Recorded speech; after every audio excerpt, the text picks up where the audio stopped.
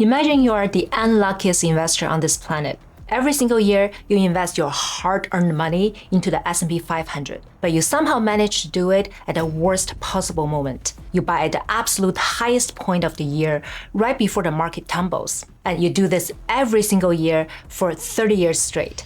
Now, how bad do you think your portfolio looks? Are you completely broke? Did you lose everything?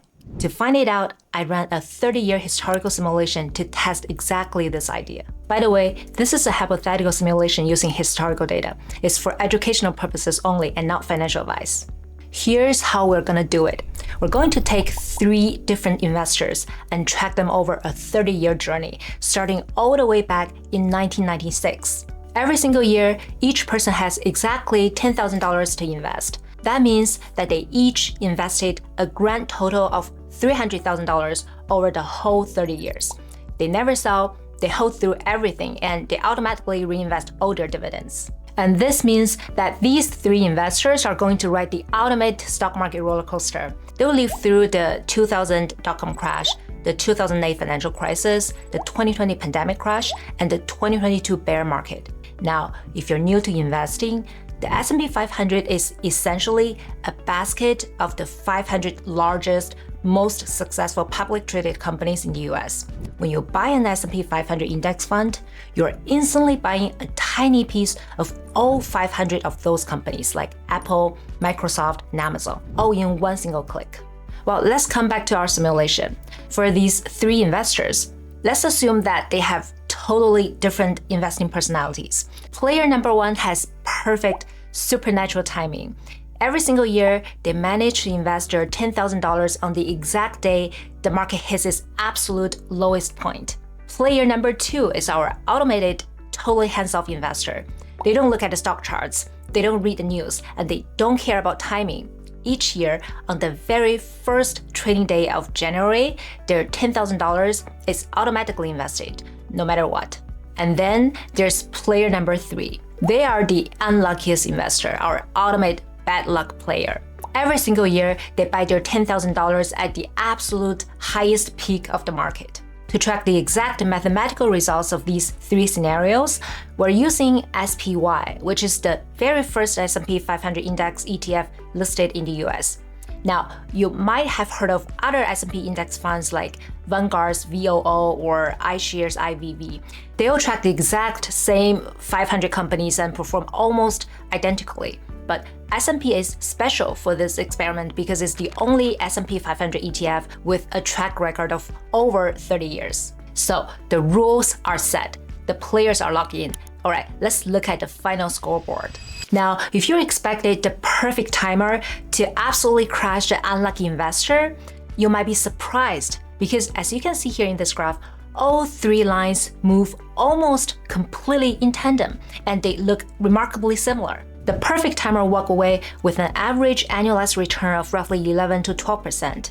And the number for the unluckiest investor was about 10%. The gap between the two is only about 1.4 percentage points. And what about the hands-off investor, the one who didn't look at the market at all and just auto-invested on day 1 each year? Their return was about less than 0.7 percentage point away from the perfect timer. They basically tied with a literal stock market genius without doing any work. Well, these numbers here reveal something incredibly powerful that most individual investors completely miss.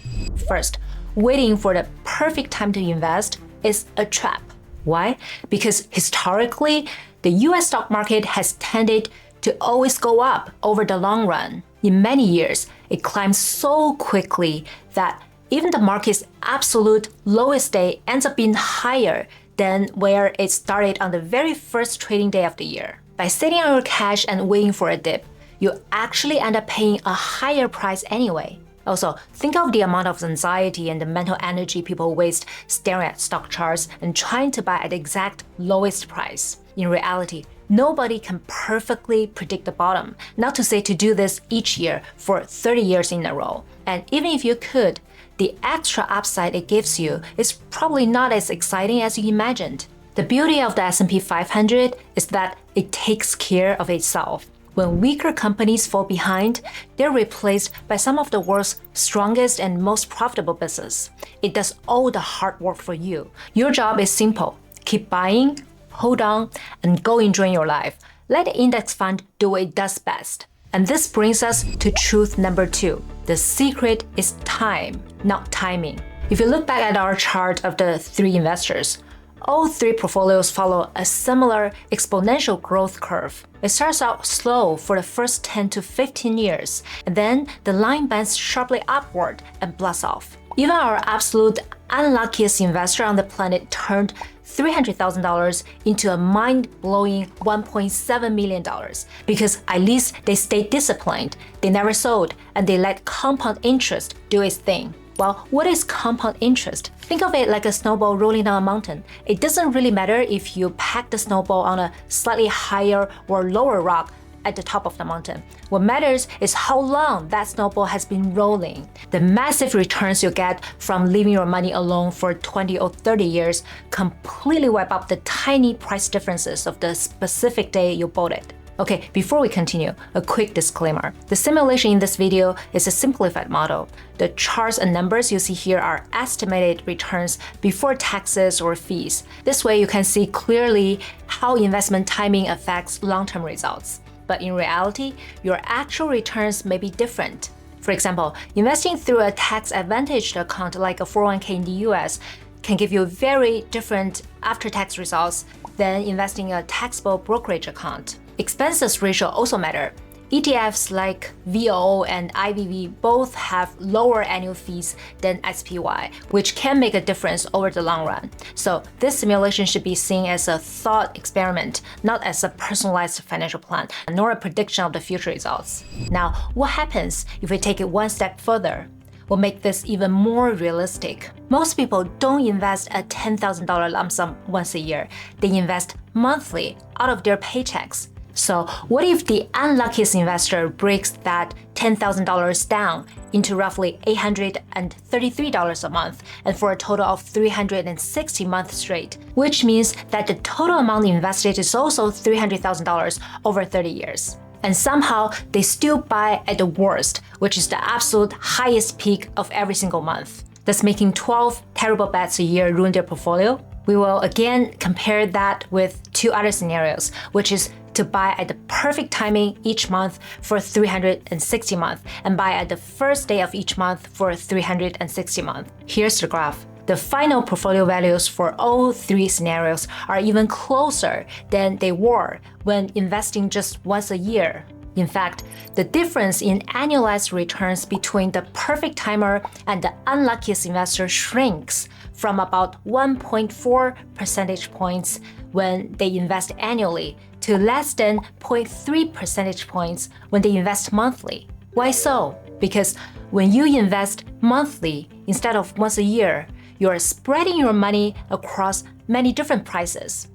A full year can see huge swings. Sometimes the market is 30, 40, or even 50% higher or lower than another point in that same year. But within a single month, price movements are usually much smaller. That means that each monthly investment is a much smaller bet. Even if you happen to buy at the highest price one month, you're only overpaying on that 1 month contribution, not your entire year's investment. Next month, you get another chance to buy, and over time, those purchases average out. In other words, investing monthly leaves much less room for either brilliant market timing or terrible luck. That's why the difference between the best case and worst case scenarios becomes surprisingly small. Now, what happens if we go even further and invest weekly instead? We'll use the same 3 scenarios: perfect timing, the worst possible timing, and simply buying on the first trading day of each week. As you may have guessed, the differences in annualized returns and final portfolio value almost disappear. The gap in annualized returns between perfect timing and the worst possible timing shrinks to just 0.1%, and the 3 portfolio curves are nearly identical. At that point, trying to time the market is almost meaningless. Consistently staying invested matters far more than finding the perfect day to buy. Actually, in general, the more frequently you invest, the more you smooth out timing luck. And at a very high level, it probably doesn't matter much whether you invest annually, monthly, or weekly. Based on historical data and our simulation, the final portfolio values end up very similar as long as you invest consistently and make the process automatic.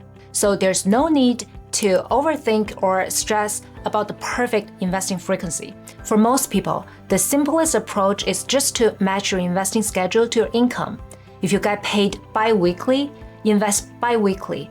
If it's monthly, then invest monthly. Keep it consistent and automatic. In the end, the real driver of results isn't timing or frequency. It's simply staying in the market over time.